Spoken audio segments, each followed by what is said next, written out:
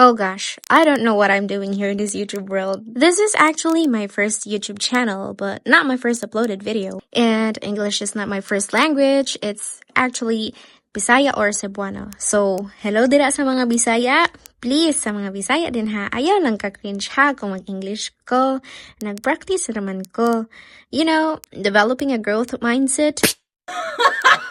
I said earlier that this is not my first YouTube video, so let me explain that part. I uploaded my introduction, I guess, 2 months ago, and my channel's name was Sheets and Story Animation. Oh my, I'm craving pizza. Anyway, in that video, I mentioned that I was taking an online school and learning Excel, but I couldn't share the materials in public because that was the rule, and yes, I totally forgot about it. And sadly, I deleted that video, and if you want to see it, I'm gonna upload it again once I hit 1,000 subscribers. Huh? So, in this video, I'm making that promise. I also changed my profile picture together with the channel's name, so now it's Young Mation. Don't ask about it, it's just my nickname combined with the word animation. I took that first animation experience as a stepping stone. I've learned a lot, and most importantly, I'm really enjoying this animation journey. I still have a lot of things to improve, which means I have so many opportunities to grow and enjoy. I don't know if there are animators out there like me, na Bisaya. Just wondering. Greet me in Bisaya in the comment section and I'll greet you back. Plus, I'll make a special mention in my next YouTube video for the first 10 people who greet me in Bisaya. I've really loved drawing ever since I was a child. I still remember my first ever human sketch, and honestly, it was awful. But I didn't know that at the time. I was already so proud of my masterpiece. Eventually, I found myself growing in sketching faces, human bodies, poses, and then in high school, I was introduced to painting on canvas, which I enjoyed so much. But since I was still in school, my growth in drawing was slow. I only realize it now after seeing so many artists online who pursued animation, drawing, arts, whatever you want to call this career.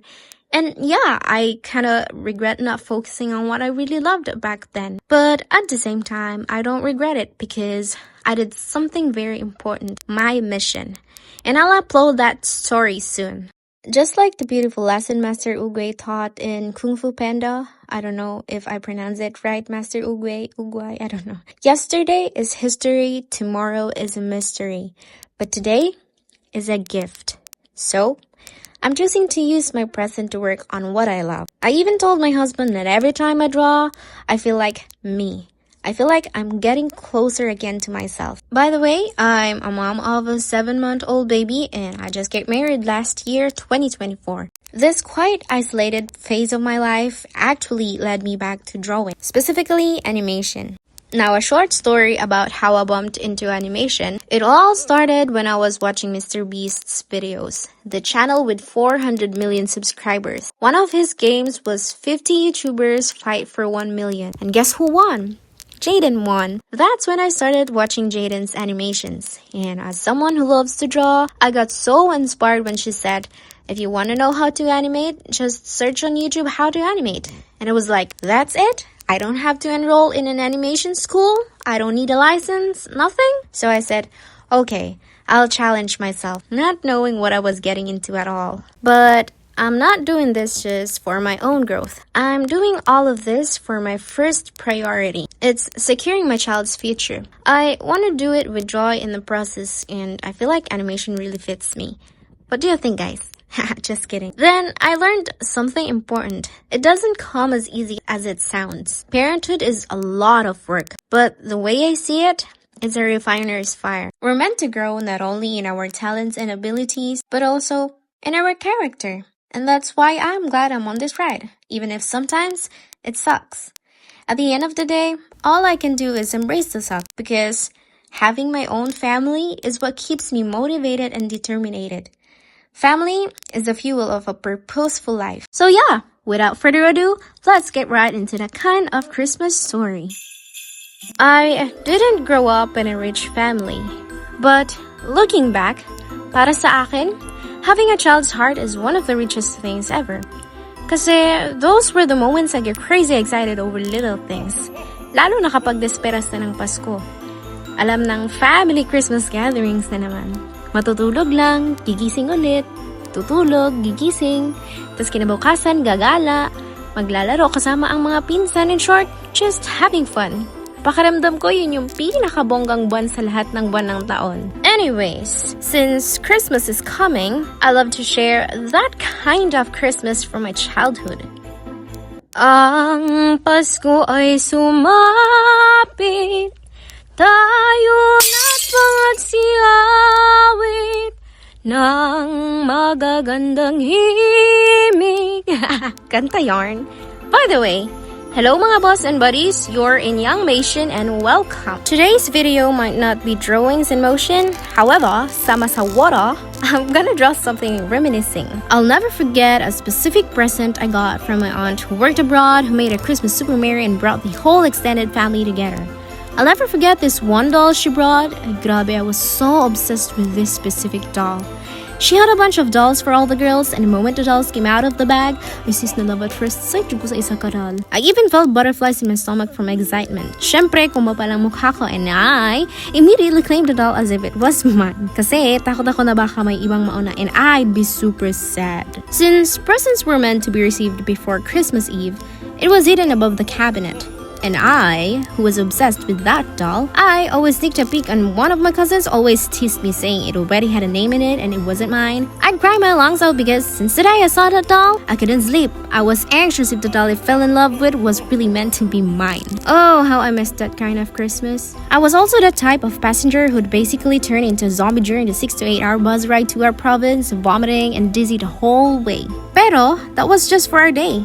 The following days would be full of fun, celebrating Christmas with extended family, and zombie me would finally get justice. The moment I stepped off the bus, I could finally breathe fresh air after being stuck in that smelly tight bus. Then, we'd see the pajaks and tricycles waiting for us, our personal ride to freedom.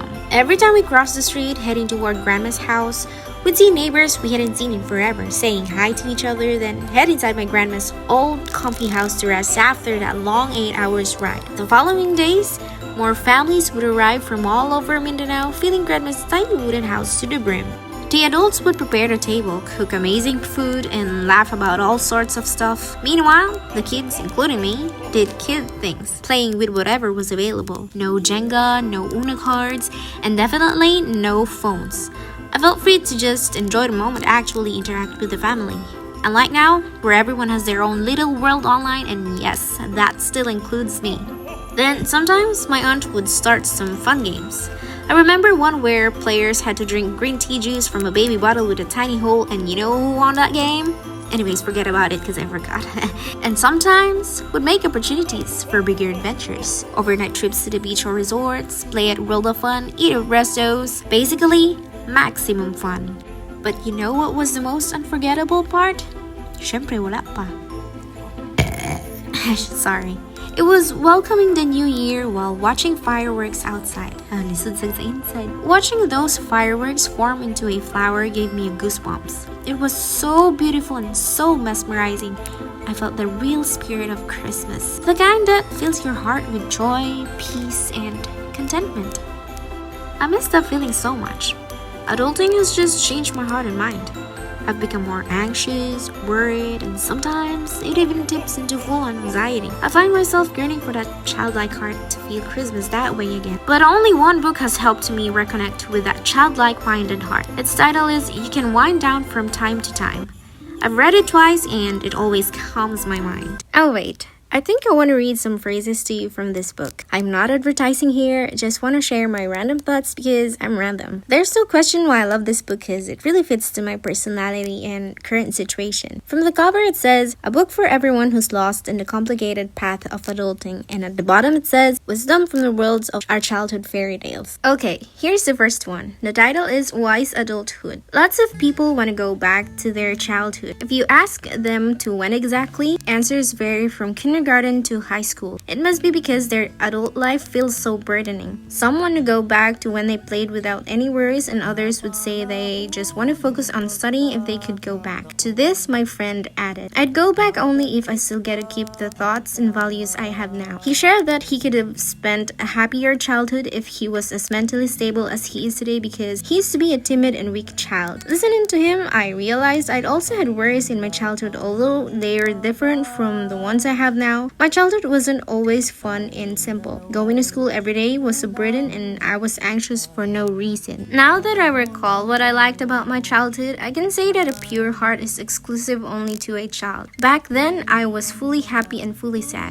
I wasn't really consumed by worries and hate, and each day was new since I wasn't really thinking of it. I lived fully in the moment. Now that I've grown up, I'm not easily amazed by the world, nor do I get out of my comfort zone to try new things. How I miss my childhood. Even if I can't always be in pursuit of something new like in my childhood, so many things can completely change by simply looking at myself and the people around me in a new way. I guess this is how we can gradually retrieve our pure heart, wisely passing the long tunnel of adulting. Okay, the second one, probably the last one, the title is Invisible Achievements. In this world, we can hardly live doing only what we want to do. Likewise, the pursuit of dreams isn't always fun. It may be fun at first, but at one point, we definitely face weariness and hardships. We want to give everything up in the moments when we see no progress, get no recognition from others, get physically drained, or feel that circumstances aren't on our side. Not only is it hard to look for things that we like or are good at, it also requires us to move forward with steady perseverance. Our fingers dance on piano keys when we're eager to play, even after so many years of not playing. So long as you try to desperately, passionately, and perseveringly, you can dream anytime,